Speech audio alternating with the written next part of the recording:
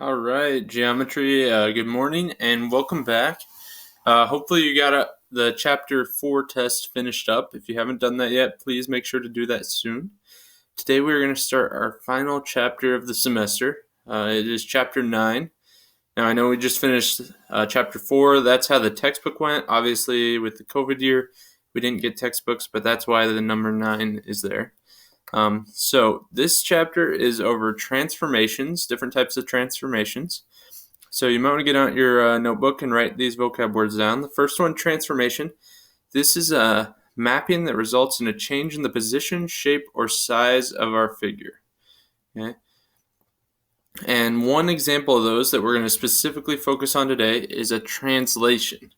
And this is a transformation that maps all points of a figure the same distance in the same direction. So like if you see my cursor here, a translation would be if I shift it down, the whole shape stays the same. It still looks like this plus sign, and it moves. There's kind of up to the left, or it could be down and to the left, up to the right. It can go, and we can slide it around. Okay. Now, with pre-image, if we think about the prefix here, pre. Okay, you've heard it like pre-season is the beginning of the year. We have that before the regular season starts. Premature means a baby is born early. A preview is something you watch before you watch the movie to see what it's about. Okay, so pre-image is going to come first. Image comes second. So pre-image, that is going to be known as our original figure, our starting point. And if we have a point of our pre-image, we could just label it like A, B, C, any letter, just label it like normal. Now the image, this is our resulting figure.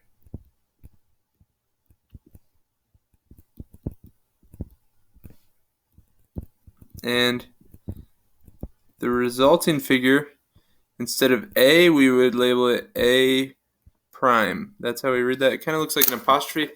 That mark, A prime. Okay. So A prime is the image, pre-image is just A, the original figure, and then we get the image as the result.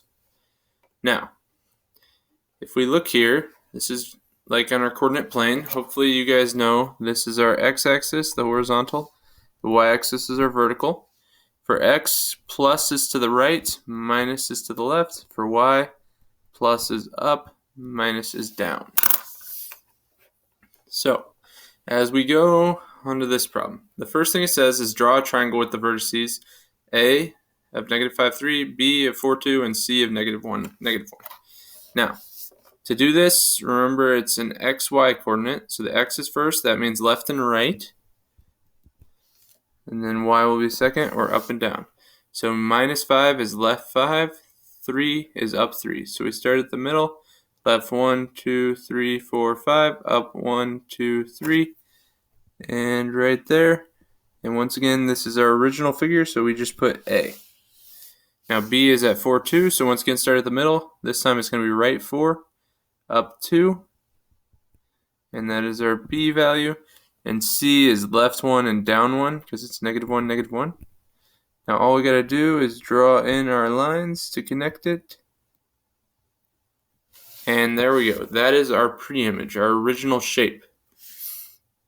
Now, right here it tells us if it started as xy, our pre-image, the image or the resulting figure will be x minus 3, y plus 4.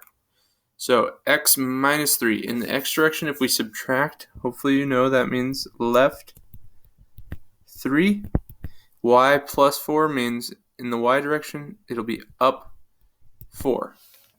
So I'll switch colors. We can go to each of these points and just go left 3. So 1, 2, 3 left, up 1, 2, 3, 4. And right there. And remember, I'm going to label this A prime. Okay. Same way at B. Left 3, 1, 2, 3, up 1, 2, 3, 4. And this point will be B prime. And finally C, left 3, 1, 2, 3, up 1, 2, 3, 4.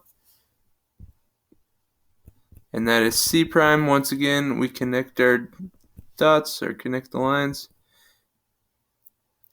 And I know I did not draw that perfectly because human error, my lines are not perfectly straight, but if we would shift that, do you see how from blue to red it shifts, it slides, it would match up on it. Now, the reason we put these prime markings is someone walked in the room after we did this, they could look at this and instantly know the blue one has to be the pre-image. The blue one came first, the red is the result. Now, this was one way to do it. The other option, we could have used our coordinates and found what our coordinates were. So, if we take A prime here, to find what the coordinates of A prime are, we just plug -5, that's our x value. We plug that in there, -5 minus 3 gives us -8. Now for the next one, 3, plug it in for y, 3 plus 4 gives us 7. And let's real quick check from 0, 0. So -8 is left 8. 1, 2, 3, 4, 5, 6, 7, 8. Up 7. 1, 2, 3, 4, 5, 6, 7. And as you can see, that is where A prime was. So let's do one more of these, or two more of these. If we plug in the 4 for x right over here, 4 minus 3. So B prime, 4 minus 3 is 1. And then 2 plus 4 would give us 6, 1, 6. That's where B prime is at. And then finally C prime, if we plug in a -1, we'd get -4 when we subtract 3. And -1 plus 4 would give us +3. So either of those options works, and then you could either plot those, or in our case, we already counted them over. So let's do one more. This one's a parallelogram. One more like this, I should say. It's a parallelogram with the vertices at -4, -1, -2, 0, -1, 3, and -3, 2. So I will draw that parallelogram. So -4, -1. That's R. -2, 0 is S. -1, 3 is T. And U is -3, 2. Alright. And once again, we need to look, how does this shift? Which, I should have mixed it up. I actually did, I think, the exact same shift.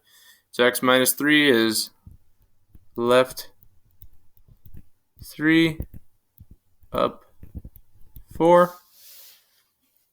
Now, once again, it's up to you. We can either find these first or map it first. It doesn't matter. If I plug in the -4, -4 minus 3, so R prime would be at -7, 3.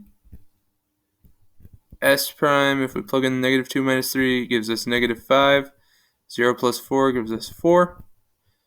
T prime, -1 minus 3 will be -4. 3 plus 4 is 7.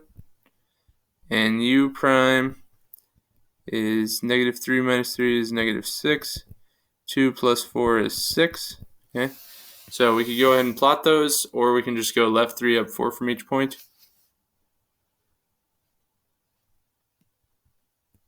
So there's T prime,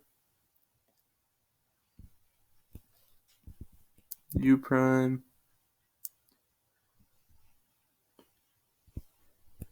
R prime, and finally S prime. We connect the dots, and we are done. All right. So as we scroll down here, notice here, it asks us to find the coordinates of the endpoints of the image A prime, B prime. Now, we don't have to graph it, we just need to find the coordinates. So let's first start, if our original points, we're going to write the pre-image.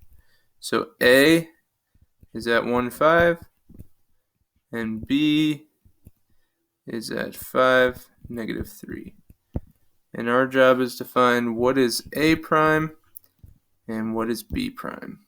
Now, to do that, all we have to do is plug this 1 in right here for x. So 1 minus 4 would be -3.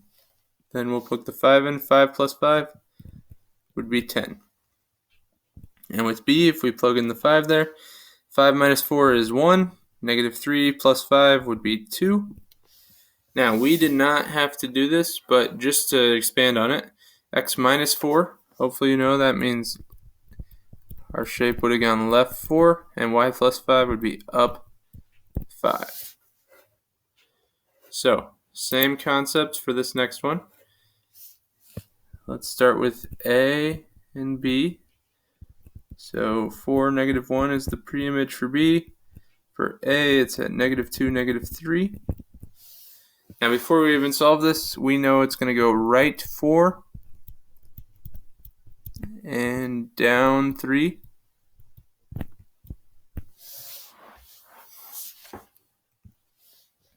So at A prime, if it went right 4 down 3, we plug this negative 2 in there. Negative 2 plus 4 will give us 2. Negative 3 minus 3 is negative 6. Meanwhile, B prime, 4 plus 4 is 8. Negative 1 minus 3 would give us negative 4. All right. So, we are done. Now, I've got one more type of problem I want to... Actually, sorry, I misspoke. There's 2 more types of problems we got to look at here on the notes. Okay. So, here we have 3 pictures. One of these will match up with each of these. So let's look at the first picture, A, and decide which of these it goes with. So we know it starts at A and gets to A prime, or it starts at B and gets to B prime. So it's going to go right 1, 2, 3, down 2. If we are B, right 1, 2, 3, down 2. So right 3, down 2, if we look here, hopefully you can see this has to go in the second slot because it's right 3, down 2. Now we look at letter B here. Left 2, up 3. Left 2, up 3.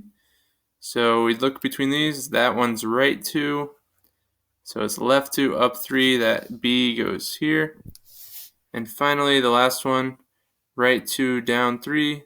Right 2, down 3. So that would go on number 1. All right. Now our last type on the notes says write the motion rule for the translation between the points A at 3, 2 and A prime at 1, 6. Now the motion rule, that is simply something like this. So we know it's always going to start off as X, Y, and then our arrow. Now to get from 3 to 1, if you start at 3 and you want to get to 1, you would have to subtract 2. Now for Y, it starts at 2 and we want to get to 6. So to do that, you would have to add 4.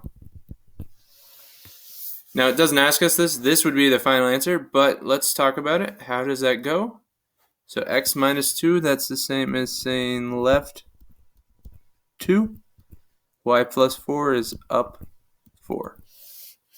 Okay, now before I wrap up this video, the final thing I want to talk about on your Delta Math assignment for today, there's going to be one question like this where it says, or it's called Translate Figure by Vector, guided.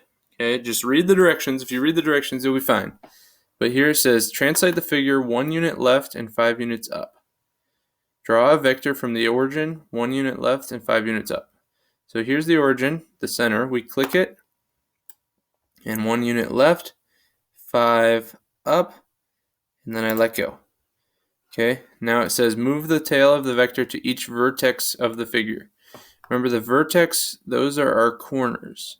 Okay, so I click on it and drag it here and just let it go.